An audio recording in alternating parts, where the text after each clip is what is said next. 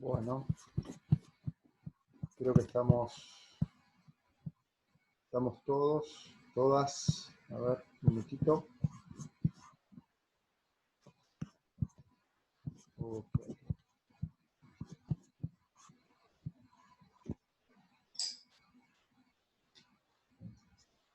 Bueno, ¿cómo les va? ¿Todo bien? Bien, bien, todo bien. Bueno, me alegro. Ahí, profe. Bueno, me presento, mi nombre es Matías, yo soy el otro docente que van a tener a lo largo de estos meses, que comprenden formalmente como este mal llamado segundo cuatrimestre, porque en realidad es menos tiempo. Tanto María Teresa, la profesora María Teresa, como yo, vamos a ser los docentes que van a llevar adelante la cursada con ustedes. En el día de hoy, ustedes eh, van a trabajar conmigo lo que sería la cuarta clase, ¿eh? Porque ustedes ya tuvieron, contando esta por supuesto, dos clases por Zoom, más dos clases grabadas. Bien, tuvieron la primera clase de presentación grabada por la profesora Marita González, clase de presentación de la materia, como también trabajaron rápidamente el texto introductorio de Gibbon. Luego, ustedes trabajaron tanto con la profesora María Teresa como conmigo, trabajaron el texto de Portantiero. Como habrán visto, es una contextualización histórica que nos habla de cuál fue el momento, el surgimiento de la sociología, cómo se explica el carácter conservador que tiene en sus orígenes, y cuáles fueron las influencias teóricas que hacen de la sociología clásica, que según Portantiero la conforman Durkheim y Weber, una sociología claramente de un carácter conservador, fuera de los estereotipos que en general le atribuimos a la sociología en la actualidad. Bien. En tercer lugar, ustedes tuvieron la clase grabada, si no me equivoco, con la profesora Marita González, del primer texto de Durkheim, que fue Las reglas del método sociológico, en el cual el autor, esperen que habilito un par de alumnos más, en el cual el autor, Durkheim, ahí vamos, el autor Durkheim lo que hace es definir cuál es el objeto de estudio de la sociología, que va a ser el hecho social, y definir también a lo largo de este texto, bien sencillo e introductorio, cuáles son las reglas que tiene que seguir esta disciplina incipiente para ser considerada una ciencia. ¿Bien? Y en la clase que van a trabajar conmigo, vamos a trabajar el segundo texto de Durkheim, que es Educación y Sociología, ¿bien? En la cual Durkheim va a explicar cómo pensar sociológicamente la educación. De alguna manera este texto nos sirve como ejemplo de cómo pensar desde la sociología un hecho social en particular como puede ser la educación. ¿Ok? Bien. Esos son todos los textos que ustedes tenían que tener leídos para hoy. Vamos con la recomendación que hace Santiago. Pido a todos, por favor, que cierren los micrófonos, porque a veces se siente un poquito de eco, y cuando quieran participar, decir algo, directamente lo dicen o ponen ahí la manito levantada y participan sin ningún tipo de vergüenza o temor. ¿Ok? Entonces, la idea es que ustedes tengan todos esos textos leídos, es decir, esos 4 textos leídos para el día de hoy. Próxima clase,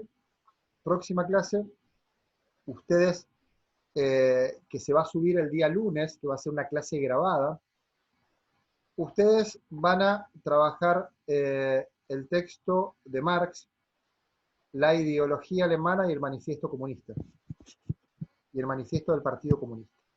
¿Bien?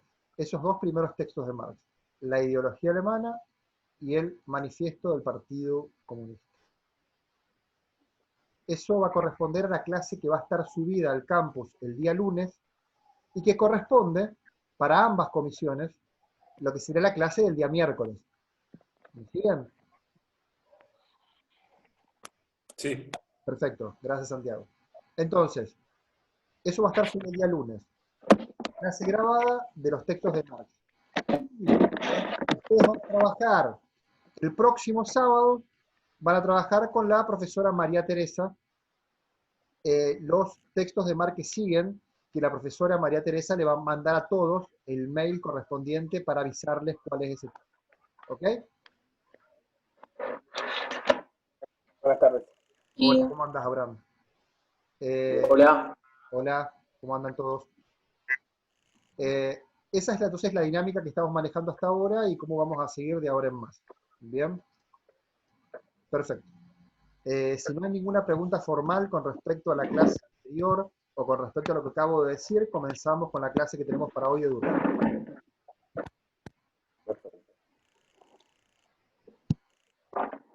Perfecto. Bien. Una cuestión más formal. Mis clases van a ser grabadas y van a ser subidas el domingo o el lunes. Subidas en general, no subidas. Yo se las voy a mandar a todos ustedes por mail con un link del canal de YouTube. Directamente ustedes van a poder ingresar. ¿Bien? Yo se las mando por mail el domingo, mañana o el lunes. Ok. Bien, perfecto. Ok. Bien. Les pido por favor que me interrumpan si no entienden algo, que si quieren participar o cuando abra el escenario para algún tipo de pregunta. Por favor, así la clase se hace más dinámica y no es simplemente... Bien. Como les dije, hoy vamos a trabajar lo que es el texto de Durkheim, Educación y Sociología. ¿Okay? Lo que se pregunta el autor en este texto, y nos resulta muy interesante que esté dentro de la currícula de la materia, es cómo poder pensar a la educación desde una perspectiva sociológica, o por lo menos de la perspectiva sociológica que nos viene a plantear el autor. Entonces, esta sería la primera pregunta, ¿no? ¿Cómo analizar la educación desde una perspectiva sociológica? Y esta pregunta va a atravesar todo el texto. Entonces, lo que va a hacer el autor, en primer lugar, es darnos una definición muy básica, muy simple, muy abarcativa de lo que sería la educación. Entonces comienza con esta definición. Dice, la educación es la acción que ejercen los adultos sobre los jóvenes. Es lo mismo que decir, es la acción que ejercen las generaciones adultas sobre las generaciones jóvenes. La primera impresión que podría llegar a tener frente a esta definición es que es una definición que podría caber tanto para la educación como también para definir otro hecho o fenómeno social. Por ende es muy simple, muy abarcativa, poco específica. Entonces lo que va a hacer el autor es complejizar esta definición sociológica y comprensión sociológica de lo que es la educación, poniéndose a debatir con dos corrientes de pensamiento. ¿Bien? Haciendo un examen crítico de dos corrientes de pensamiento. Pregunta para todos, para aquellos que pudieron leer el texto o que lo conocen per se. ¿Cuáles son los dos enfoques o corrientes de pensamientos con los cuales discute Durkheim para complejizar y exponer su concepción de educación? ¿Las recuerdan? Sin miedo. Puede ser que sea el de Kant y el de Mill. Perfecto. Bien, Santiago. Sería el primer enfoque con el cual el autor va a discutir, es el enfoque kantiano. Entonces lo primero que va a hacer es plasmar en el texto cuál es la definición o qué entiende el enfoque kantiano con respecto a la educación. Para el enfoque kantiano, el objetivo de la educación, lo estoy citando, ¿no? Consiste en desarrollar en cada individuo toda la perfección de que él es susceptible. A ver, palabras más, palabras menos, lo que está planteando el enfoque kantiano es que la educación lo que debe hacer es desarrollar integralmente, porque habla de perfección, integralmente, todas las facultades humanas en el individuo. ¿Bien? Frente a lo cual, Durkheim le va a dar una respuesta. ¿Qué dice Durkheim? ¿Está de acuerdo con esta definición del enfoque kantiano? Sí, no, ¿por qué? ¿Qué argumenta? ¿Qué recuerdan? ¿Por qué esta definición podría ser bastante incompleta o errónea según Durkheim? Porque no todos estamos hechos para la misma actividad, según Durkheim, ¿no? Y porque una armonía perfecta no puede ser presentada como objetivo final de la educación. A ver, considero que vas bien enfocado, Santiago. Te hago una siguiente pregunta. Cuando vos decís, no todos estamos hechos para realizar la misma función, tarea, etcétera, ¿lo estás hablando en el sentido de que eh, biológicamente, Durkheim plantea que biológicamente somos diferentes, por ende, los individuos biológicamente están condicionados a desarrollar una tarea diferente? Desde ese lugar lo está planteando Durkheim, porque vos planteas, somos todos diferentes. Durkheim habla desde el individuo de que somos todos diferentes. No, no creo que, no recuerdo exactamente, pero no recuerdo que haya hecho un planteo de ese tipo, del planteo biológico, digamos. No. Ujú. Entonces, el autor habla de una especialización de funciones, como bien señalás vos, de una diferenciación de funciones entre los individuos, entre los hombres, las mujeres, habla de diferenciación de funciones, pero esa diferenciación de funciones no se explica porque somos individuos diferentes, sino porque la sociedad tiende a que el individuo desarrolle tareas diferentes y específicas. ¿Ok?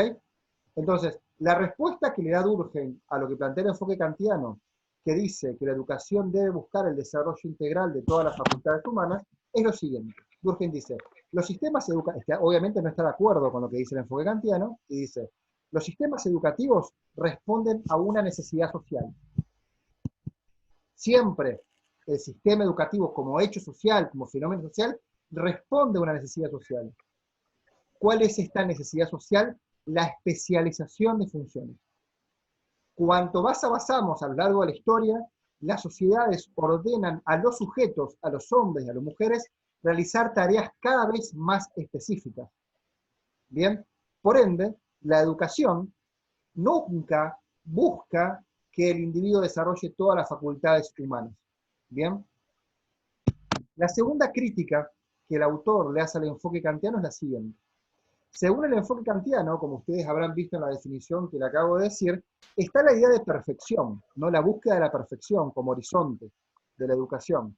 Es decir, que según el enfoque kantiano, la educación debería buscar la perfección de la conducta y del comportamiento, lo cual obviamente Durkheim no está de acuerdo, por la misma idea que acabamos de decir, ¿no? Que sería lo siguiente, no existe tal perfección, ¿no? Ni de la conducta ni del comportamiento, sino lo que existe son patrones de conducta socialmente aceptados que cambian históricamente. Por ende, no existe una conducta perfecta, atemporal, ahistórica, sino lo que existen son patrones de conducta que el sistema educativo va haciendo que el sujeto, hombre o mujer, lo interiorice, pero no perfección en la conducta, porque eso es una idea atemporal, idealista. ¿Me siguen? Bien, Sí, sí. perfecto. Después, como decía bien Santiago, el segundo enfoque con el cual va a Durkheim es el enfoque utilitarista, cuyo representante teórico es Mill. Bien, antes de plantear qué dice el enfoque utilitarista con respecto a la educación, vamos a aclarar qué es el utilitarismo. ¿Tienen idea qué es el utilitarismo, esta corriente de pensamiento? ¿Qué viene a postular? Más allá de la educación, ¿qué viene a postular? ¿Han escuchado hablar del utilitarismo como corriente? No. No, a ver, Bien, desconozco también. perfecto. Entonces vamos con lo siguiente. ¿Qué plantea? ¿Cuáles son sus postulados principales para explicarlo de una forma bien sencilla y simplificada? El enfoque utilitarista plantea lo siguiente, ¿no? Como postulado filosófico. Plantea lo siguiente. Una acción es considerada correcta, es considerada útil, siempre y cuando proporcione el mayor bienestar posible a la mayor cantidad de personas. ¿Bien? Por ende, las acciones de los hombres, de las mujeres, serán consideradas correctas e incorrectas, o incorrectas, perdón, en función del bienestar o felicidad que proporcionan a los individuos involucrados. ¿Ok? Es decir, hay una idea clave en la concepción utilitarista, en la concepción filosófica del utilitarismo, que es la idea de bienestar, de felicidad. ¿Bien? O sea que las acciones de los hombres deben orientarse en la búsqueda, en la concreción de este ideal, ¿no? De bienestar o felicidad. Por ende, todas las acciones serán consideradas buenas, malas, útiles o correctas si tienden a buscar dicho fin. ¿Ok? Bien, esta es la concepción filosófica. Ahora, teniendo en cuenta esto, ¿qué entiende el enfoque utilitarista con respecto a cuál es el objetivo, cuál debería ser el objetivo de la educación? ¿Qué dice Durkheim en el texto?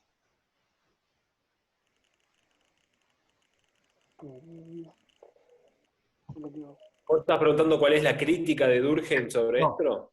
no. ¿Qué plantea el Ok. utilitarismo con respecto a la educación? Después vamos con Durkheim. ¿Qué plantea el utilitarismo? ¿Qué dice, qué debería ser la educación según el utilitarismo? Tendría por objeto hacer el individuo un instrumento de dicha para sí mismo, sus semejantes. Excelente, excelente. Dicha, felicidad, buscando un sinónimo, entonces podríamos decir, claramente, para el enfoque utilitarista, la educación tiene por objetivo hacer del individuo un instrumento de felicidad para sí mismo, de dicha, como dijo el compañero, para sí mismo y para sus semejantes. Perfecto. Esta es la definición, lo que entiende el utilitarismo de lo que debería ser la educación. ¿Qué le responde Durkheim? ¿Cuál es la crítica que le hace Durkheim? Es muy interesante. Se pregunta Durkheim, ¿se puede definir el objetivo de la educación a través de la idea de felicidad? ¿Sí? ¿No? ¿Por qué? No, porque es subjetiva. Perfecto. Entonces, ¿qué quiere decir eso? ¿Qué quiere decir, Santiago? Entiendo que no hay forma de categorizar la felicidad, de enmarcarla, de eso, sí. Perfecto, perfecto. Esa es la primera crítica que le hace el autor. Vamos a ponerlo en palabras. Está perfecto. Él dice, esta es la crítica que le hace el enfoque utilitarista. ¿Eh? Claro. Dice Durkheim. Al definir el objetivo de la educación a partir de la idea de felicidad, ubica dicho objetivo dentro del arbitrio individual. ¿Bien? Es decir, es decir, lo que señalaba Santiago recién, al ser la felicidad una idea claramente subjetiva, es decir, supuestamente cada uno de nosotros tiene una idea de felicidad. Bien, para mí, no sé, mi felicidad puede ser estar con mi hijo, mi felicidad puede ser tomarme una cerveza, un whisky, estar con amigos, no hacer nada, ver una película, trabajar, estudiar, lo que sea. Bien, la idea de felicidad es claramente, tiene un carácter fuertemente subjetivo. Por ende, dice Durkheim, ¿cómo vas a definir el objetivo de la educación a partir de una idea claramente subjetiva, haciendo del objetivo de la educación un objetivo inconsistente, variable y arbitrario? Bien, variable y arbitrario porque cada uno de nosotros tenemos una concepción diferente de felicidad. ¿Me siguen? ¿Sí? Perfecto. Ahora bien, esta es la primera crítica que le hace el autor. Pero después abre, de alguna manera, de forma muy eh, a ver, muy pasajera en el texto, abre también una segunda cuestión, que es, más allá que la felicidad es una idea claramente subjetiva, ¿no? ¿Se puede pensar a la felicidad, pensémoslo juntos, ¿no? Como una representación colectiva? Pensémoslo juntos. ¿Se lo puede pensar la felicidad como una representación colectiva? Puede ser que, dependiendo de la sociedad que analicemos, el momento histórico que analicemos, existen ciertos estereotipos de lo que sería ser feliz. Sí, Sí, sí. Claro. A veces lo encontramos, por ejemplo, en un simple partido de fútbol. La Fuerte, Santiago. felicidad, Fuerte, Abraham, fuerte. que a veces la encontramos en un simple partido de fútbol, que la felicidad es, digamos, de todos, es de un conjunto. Pues, o sea, se va, ¿no? Como que se va alimentando cada uno de cierta felicidad. Ok, ok. puede ser también algún festejo de alguna fecha patria o de alguna fiesta. De fiestas presidenciales o la elección de un presidente. Sí, sí, sí, claramente, ya, claramente. Sí, sí, sí, sí, estoy totalmente de acuerdo. Entonces, también es posible, si bien tiene un carácter subjetivo la felicidad, es posible también pensarla como una representación colectiva. Es decir, como algo que está presente en muchos de nosotros, más allá del prisma o más allá de el carácter individual que uno le puede poner, ¿no? A dicha representación. Entonces, si consideramos a la felicidad, ¿no? A esta idea como una representación colectiva, ¿no? Por ejemplo, a ver, para sumar a las ideas que ustedes planteaban, a los ejemplos que ustedes planteaban con respecto a la felicidad como una representación social. Hoy en día, o sea, si bien todos tenemos seguramente diferentes opiniones al respecto, la felicidad al formar parte de una sociedad capitalista, todos nosotros, la felicidad está asociada al consumo. Bien, o sea, es decir, yo pertenezco, yo soy más o Claro. menos feliz en relación a lo que puedo comprar, a lo que puedo consumir. Iba a Entonces, decir, sí, perdón, que tal vez lo que representa es el trabajo, tener trabajo, que es una felicidad uh-huh, que, bueno, algún sector puede ser que no lo disfrute, que no lo obtenga, pero en la mayoría, digamos que es una felicidad colectiva. uh-huh, sí, claramente, pueden ser, Leo, sí, sí, sí, sí, está muy bien, Nacho, puede ser un ejemplo que trasciende lo individual, sí, sí, sí, sí. Claro. Claramente, claramente. Entonces, todos estos podrían ser ejemplos de cómo funciona como una representación colectiva. Ahora bien, Durkheim, mire la crítica que le hace al enfoque utilitarista. Dice, si consideramos a la felicidad como una representación colectiva, esta, esta idea de felicidad siempre se encuentra históricamente determinada. Es decir, no es lo mismo lo que podría pensar como felicidad un hombre, una mujer en la edad antigua a lo que podemos pensar nosotros como felicidad. Siempre las representaciones sociales, siempre responden a prácticas sociales históricamente determinadas. Bien, las ideas no existen por sí mismas, siempre responden a un contexto histórico que los define. Bien, entonces, la crítica que Durkheim le hace al enfoque utilitarista es que para el enfoque utilitarista la felicidad es una idea atemporal y ahistórica, porque no habla de la felicidad como una idea que cambia históricamente, sino que habla como de la felicidad como un ideal atemporal que no está regido por un contexto histórico que lo define. ¿Bien? Perfecto. Podríamos decir entonces que cambian los estímulos que nos dan felicidad, pero el sentimiento sigue siendo el mismo, digamos. Más que los estímulos, bueno, a ver, estímulos, ¿a qué te referís? ¿Cómo podrías decir un sinónimo? No sé, como el ejemplo del compañero recién, que a alguien le pone feliz un partido de fútbol, a otro le pone feliz, no sé, la elección de un presidente, etcétera. Es como que son distintas distintas situaciones o distintas, Emociones. no sé, me sale estímulo. No, está perfecto. Lo que cambia es la sociedad.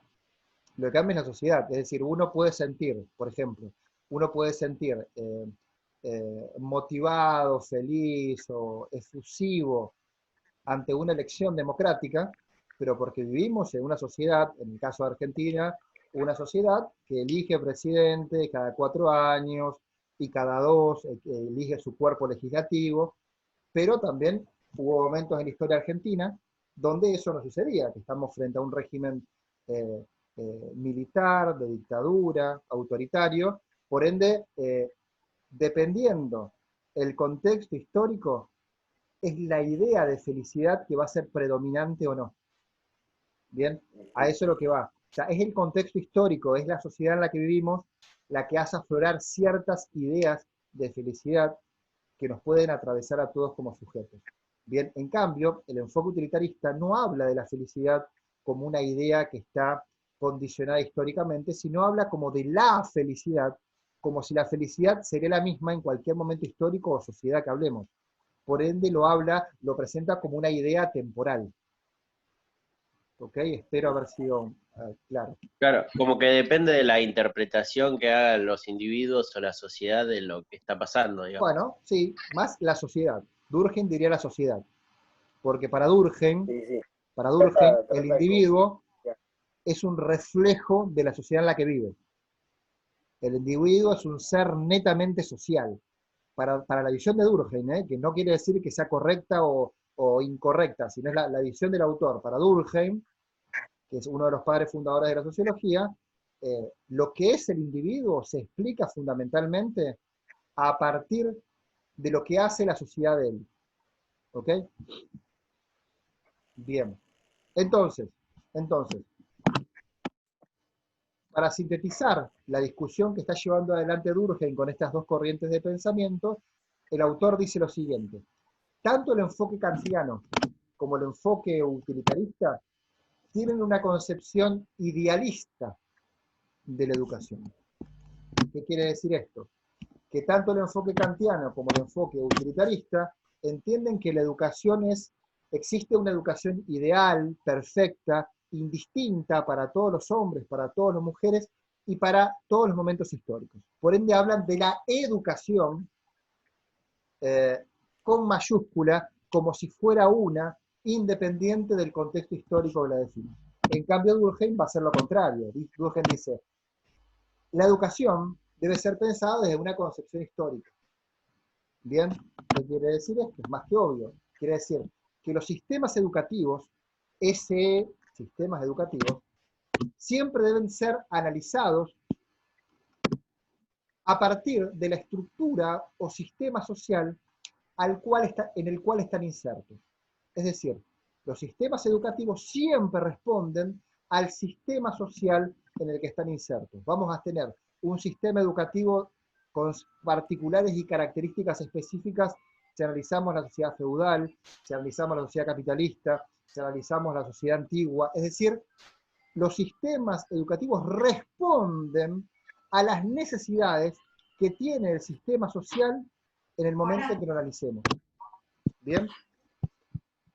Perfecto. Entonces, siguiendo con el desarrollo de Durkheim, dice, los sistemas educativos, recuerden, sistemas educativos, varían según la época y el país donde se desarrollan. Por ende, su transformación como su reproducción en el tiempo dependen, esto es muy importante, de las necesidades que tenga la sociedad por ese entonces. ¿Bien? Es decir, cada sociedad va a tener el sistema educativo que exprese las necesidades que dicha sociedad tiene en ese momento. ¿Bien? Okay. Perfecto. Entonces, esto es reiterativo, es siempre analizar los sistemas educativos en los sistemas o estructuras sociales en los que están insertos. Bien. Estas son dos imágenes, simplemente como para graficar, no vienen a sumar mucho más, de unos ejemplos que vamos a ver a continuación. O sea, a la izquierda tienen como una un estereotipo de lo que sería una sociedad feudal, no occidental, por supuesto, y a la derecha de lo que sería el desarrollo claro de una sociedad industrial del siglo XIX. ¿Okay? Entonces, siguiendo con el desarrollo del autor, de tener una concepción histórica de la educación, siempre hay que analizar el marco situacional en el cual se desarrolla el sistema educativo. Entonces, pensemos en el siguiente ejemplo, dice Durkheim. Ejemplo número 1, dice, el interés por la ciencia, viendo esta concepción de Durkheim, ¿no? El interés por la ciencia, ¿de dónde surge? ¿De dónde nace? De la ciencia moderna, está hablando el autor. Nace de, se pregunta Durkheim, ¿no? En el texto, nace de los instintos de ciertos hombres o ciertas mujeres, nace de la sed por averiguar o investigar con respecto a los que desconocen. Y dice no, claramente dice Durkheim, dice, el interés por la ciencia no nace de un apetito instintivo de los hombres, de las mujeres, ni de la curiosidad por lo desconocido, ¿no? Lo que uno pensaría, ¿no? Quiere conocer más de lo que existe y nace la ciencia moderna. No. Y responde lo siguiente, dice, los hombres, las mujeres se interesan por la ciencia cuando la sociedad despierta ese interés en ellos. A ver, ¿cómo sería esto? La ciencia moderna surge, está diciendo, cuando la sociedad ordena de alguna manera que se despierte el interés por dicha ciencia. Es interesante lo que está diciendo el autor. Por ejemplo, dice, a ver, ¿cómo sería esto? Él dice, el desarrollo de la ciencia moderna expresa una necesidad social, no otra cosa, no expresa un instinto del hombre, una curiosidad por lo desconocido, no. Expresa netamente, según Durkheim, una necesidad social. ¿Cuál es esta necesidad social? Claramente, entender e intervenir sobre la complejidad de una sociedad moderna, industrial y capitalista. ¿Qué está diciendo? Es la misma sociedad industrial, moderna y capitalista la que hace aflorar en ciertos individuos el interés por la ciencia. ¿Para qué? Para entender dicha sociedad, para intervenir sobre dicha sociedad. ¿Bien? Es decir, Durkheim está diciendo, no expliquemos los hechos sociales a partir del individuo, sino expliquemos los hechos sociales a partir de cómo la sociedad hace aflorar esos deseos, intereses en los individuos. Matías, perdón, ¿te puedo hacer una consulta? ¿Cómo no? Si podés volver a el desarrollo de la ciencia moderna, expresa una necesidad social y cómo lo conectaste con lo que dijiste después, por favor. Sí, cómo no. Entonces, nosotros habíamos, para explicarlo de forma bien sencilla, no sé quién me preguntó ahí porque no me aparece, entonces creo que fue Santiago, no puedo verlo. Sí. Pero bueno, Sí. bien. Él dice lo siguiente, o sea, el interés por la ciencia no resulta de un interés individual de ciertos sujetos.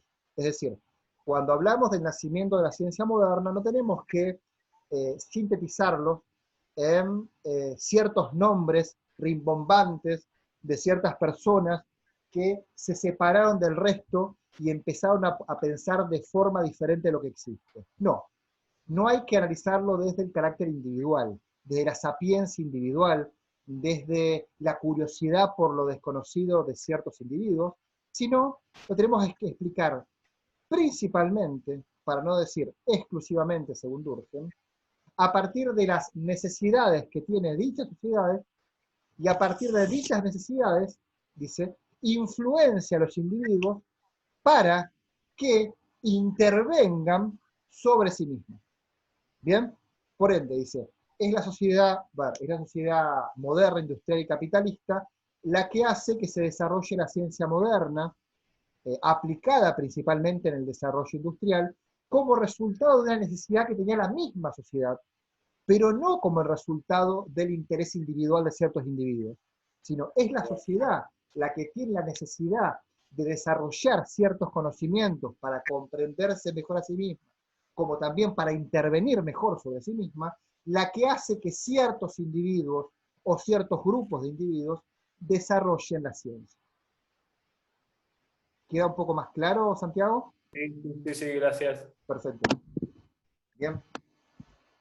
Dice, esto es lo que pasó con respecto a la ciencia moderna. A ver, ¿qué pasa con las sociedades anteriores, como la sociedad feudal? Dice, en la sociedad feudal, en las sociedades anteriores, ya no necesitaban de la ciencia de alguna manera para explicarse a sí misma, principalmente hablando de la sociedad feudal, sino con las representaciones o las explicaciones que daba la tradición, alcanzaba, bien, para entender dichas sociedades. Bien, esto está diciendo Durkheim con esto, que cada sociedad tiene necesidades diferentes y hace reaccionar a los individuos, a los deseos y expectativas de los individuos de forma diferente. Analicemos, por ejemplo, dice el autor, la diferencia entre el sistema educativo en la sociedad feudal y el sistema educativo en la sociedad industrial, moderna y capitalista. O sea, el sistema educativo en la sociedad feudal está estrictamente relacionado a la estructura social vigente de la sociedad feudal. ¿Bien? ¿Cómo era la sociedad feudal? ¿Cómo era la estructura que organizaba la sociedad feudal? En primer lugar, las figuras más representativas, teníamos al señor feudal y al siervo, ¿no? El vínculo que se daba entre ellos de explotación, de sometimiento, también estaba atravesado por ciertos vínculos de solidaridad entre los mismos. Bien. Por otro lado, también teníamos a las corporaciones de artesanos que se desarrollaban en las ciudades feudales, donde el vínculo se daba principalmente entre los maestros y oficiales artesanos, y principalmente aquella institución que monopolizaba, ahora se va a cortar, chicos y chicas, cuando se corte, vuelven a ingresar al mismo link y seguimos con la clase, ¿ok? Ahora se va a cortar. Vuelven a ingresar al mismo link, los admito y continuamos con la clase. Entonces, la institución principal en la sociedad feudal que monopolizaba tanto la formación como la educación, obviamente era el poder eclesiástico. Entonces, la estructura feudal